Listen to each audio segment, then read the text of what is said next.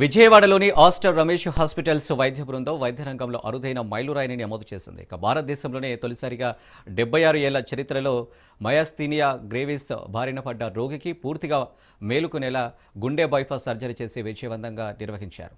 అత్యంత క్లిష్ట పరిస్థితిలో ఉన్న రోగికి గుండెకు రక్తం సరఫరా చేసే 3 ప్రధాన భాగాలైన ధమనుల్లో తీవ్రమైన పూడికలు ఉండటమే కాకుండా శ్వాసకోశ కండరాలను బలహీనపరిచేలా మయాస్థీనియా గ్రేవిస్ రోగిపై తీవ్ర ప్రభావం చూపుతుంది. ఈ వ్యాధి బారిన పడ్డ రోగికి థోరాసిక్ ఎపిడ్యూరా అనస్థీషియా ద్వారా ఛాతీ భాగానికి మత్తు ఇవ్వకుండా వెంటిలేటర్ అవసరం లేకుండా శస్త్రచికిత్స సజావుగా ముగించారు వైద్యులు. ఈ అరుదైన శస్త్రచికిత్సను ఆస్టర్ రమేష్ హాస్పిటల్లోని అత్యుత్తమ కార్డియోథోరాసిక్ సర్జన్స్ వైద్య బృందం డాక్టర్లు జయరాంపాయ్, శివప్రసాద్, అశోక్ కుమార్, భరత్ సిద్ధార్థ్, శ్రీకాంత్ మహాపాత్ర, అనస్థీషియా బృందం డాక్టర్లు లోగనాథన్, చక్రవర్తి, పవన్, హిమబిందు విజయవంతం పూర్తి చేశారు.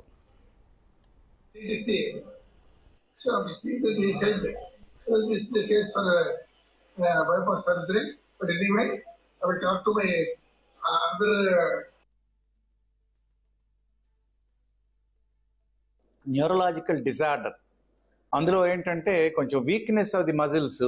ఈ ఏజ్లో 76 సంవత్సరాలు అంటే ఆటో ఇమ్యూన్ మెకానిజం వల్ల స్టెరాయిడ్స్, తర్వాత పైరిడోస్టిగ్మైన్ అని కొన్ని మందులు అవన్నీ కూడా వాడుతూ ఉన్నారు. ఇది ఎందుకు కాంప్లెక్స్ అని అంటే వేళల్లో ఇన్ఫెక్షన్స్ అధికంగా రావడం కానీ, సో మత్తు ఇవ్వటం కానీ మయాస్థీనియా గ్రేవిస్ పేషెంట్స్లో ఆ రికవరీ అవ్వటం అనేది, ఎక్స్టుబేషన్ కానీ ఇవన్నీ ప్రాబ్లమ్స్ ఉంటాయి.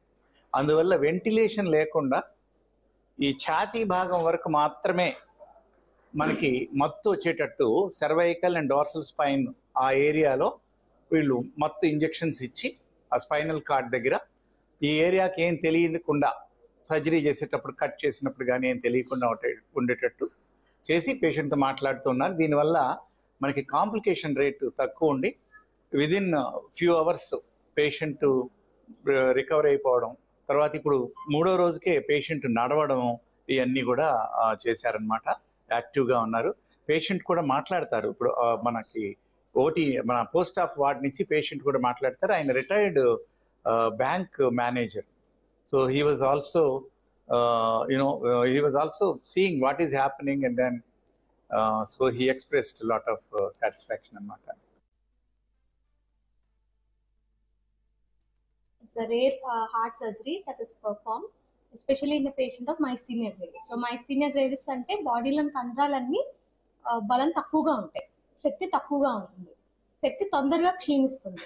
సో ఇలాంటి పేషెంట్స్లో ఏంటంటే ఏమన్నా అదనపు స్ట్రెస్ వచ్చినప్పుడు, అంటే కార్డియాక్ సర్జరీ అనేది మేజర్ సర్జరీ, ఇలాంటి సర్జరీస్ కానీ ఇలాంటి స్ట్రెస్ఫుల్ సిచ్యువేషన్స్ నుంచి వెళ్ళినప్పుడు కండరాలు తొందరగా బలాన్ని కోల్పోతాయి, తొందరగా కండరాలు క్షీణిస్తాయి అన్నమాట.